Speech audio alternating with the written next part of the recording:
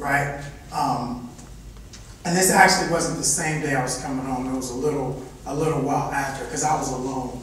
But like maybe a week or so after we got home. And I see the sign that says, enroll now. So I just pulled over. I said, you know what? I'm going to enroll now.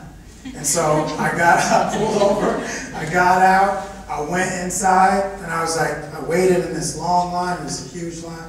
Finally got up to the front, and then I was like, there was a sign outside? And she was like, can I help you? I said, yeah. The sign said that I could enroll now.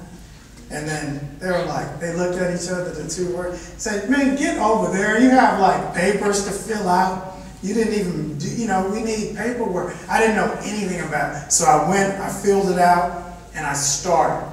And now these photos, the top one and the one on the right, even though I'm wearing a Stanford sweatshirt on this one, to my left, and I guess your right, it's, I was still at Long Beach City College for both of those. But you see that stack of cards? I was studying for a test. And this is what I mean. When I stopped doing the music, I went back to school and I said, all I'm going to do is my best, and I'll see what happens.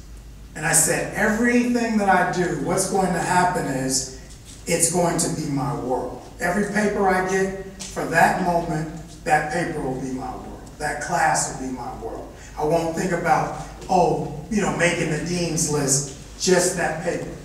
And this is the thing that I want to tell you. In your effort to be prepared, to be great, you want to take it one step at a time. One moment at a time, actually. Like at this moment right now, some people in here are thinking about what they're going to eat when they get home. Some people are thinking about their boyfriend they didn't call.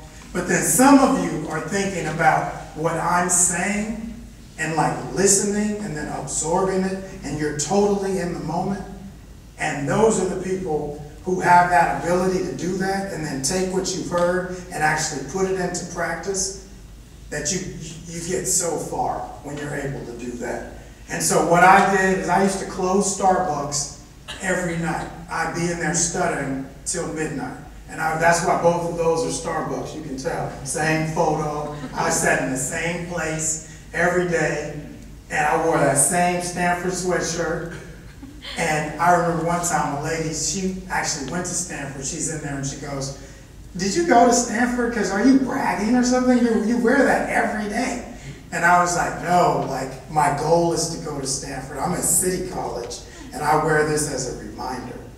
And then she was like, oh, wow. But I used to stand up, go in the bathroom when I was studying. It would get really late and I'd be groggy. I go look at myself in the mirror and I say, man, you can do it, man. Get it together. Get it together. I'm telling, like out loud, just staring in the mirror, like, you're going to do it? Where are we going? Stanford. Where are we going? Stanford. Now get back out there and study. Okay. Then I open the door and somebody be standing there. Like, man, I was just using it. Sorry. You got it.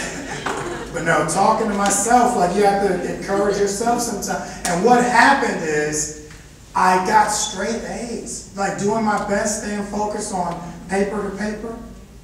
And I had no idea, but I became the valedictorian, right? When I was 2 years later, I was the valedictorian at Long Beach City College.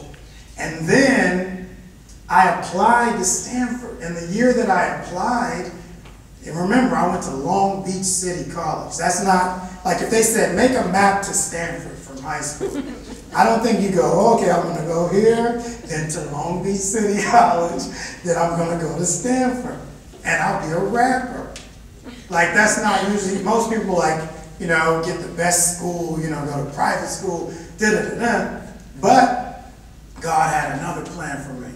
And so what happened is, I applied, and I remember my friend saying, like, are you really going to apply? And I said, you know what, I'm just, you know, Wayne Gretzky has a famous quote. He says, you miss 100% of the shots you don't take, right? And so I'm always ready to fail.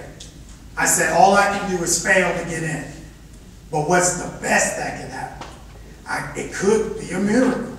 And so I just said, I'm going to do it. But I had to be willing to be embarrassed, because one of the things that Stanford required I applied to Berkeley, Stanford, and UCLA. Berkeley and UCLA, you didn't need high school transcripts. Just the work you did in college, they would take it. Stanford needed high school transcripts and the SAT. Now, I'm a grown man, right? And I went and I was like, I can't get high school transcripts, the SAT? I mean, a bunch of kids taking SAT. And that's exactly, when I went up there, I was in line. It was like a 16-year-old, a 15-year-old, a 14-year-old just practicing, getting ready to take it. Then me, like a grown man just standing in line. And then the guy, to make it worse, he comes over near the line and he goes, all parents, all parents, we have to get out of the line and let the kids stand there alone. And I just started sweating. I said, I know you're not calling me a parent. I was just standing there. And then he goes, parents! Like looking dead at me, right? I was like, I just held up the paperwork. I said, man, I'm taking the test. Not a parent. So, but that's what I was willing to stand there. That's embarrassing. Are you willing to be embarrassed? When I first started rapping, I was terrible. Are you willing to be terrible till you get good? Like, these are the things that set people apart. Are you willing to have a fledgling business till it gets off the ground? Are you willing to struggle when you get to college until you figure out your ropes? Or will one bad grade or a bad experience shake you and you just run and go back home and leave and say, you know what, I'm not cut out for this? So what are you made of, you know? Because you have to become, and this is one of this guy named Abraham Maslow.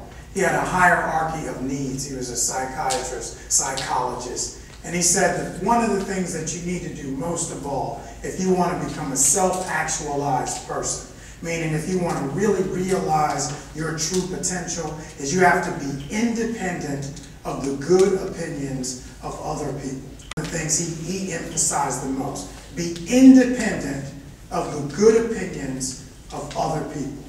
And that means you don't care what people say. You know, you always want to be respectful and everything, but you can agree to disagree. Somebody can say something about you, and if you don't agree with it, you can say, I hear you.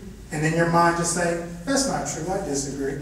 And keep it moving. You don't have to just internalize and eat up everything people try to feed you.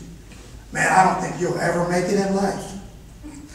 Eat that. Like, no, I'm not eating that. I'm going to make it. Like, but people try to do that all the time. You know, I don't think you can, you know, Ahmad, all you've ever been is a rapper. Why would you go back to college? Then try to feed it to me.